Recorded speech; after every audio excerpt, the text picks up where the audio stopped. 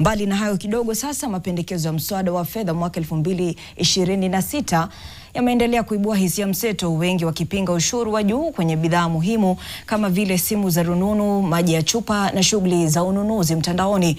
Waziri wa fedha John Mbadi anatoa taarifa kwa vyombo vya habari kuhusiana na mswada huu. Hebu tumsikize.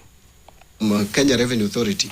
Remember, Kenya Revenue Authority told us that the impact of personal income tax reforms would be realized for March, April, May. So we are trying to look at those figures just to see the final impact. But I will tell you that consideration is being made to include this adjustment in this bill, not tax laws amendment bill coming later.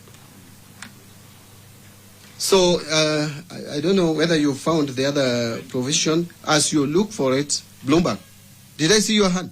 Yes. Okay, you go first. Yes. Just a quick rider on Kepa's question. You talked about a simulation that could lead to a 35 billion loss in revenue. Could you just tell us what that looks like? How does it look like, Naminagani? In terms of so. You know, I'm not getting you. Okay. How does it look like? 35 billion just looks like 35 billion. I'm wondering how it... In terms of that simulation... You see, we are proposing that the tax allowable amount, where we have the tax relief. Yeah. If you're earning up to 24,000, you pay zero tax because the tax relief is equal to the tax payable. Now we are saying we wanted to move that to 30,000 and zero rate it. Say from 1 shilling, because no one earns 0 shilling, from 1 shilling to 30,000, you pay 0%. Then from 30,000 to 50,000, you pay at 25,000.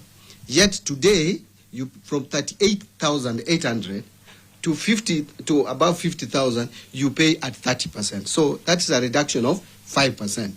From 24 to 30,000 is also a reduction to 0. Now all that compounded gives a budget whole, meaning we are going to collect less by 35 billion shilling. That is the assessment that my team has worked on.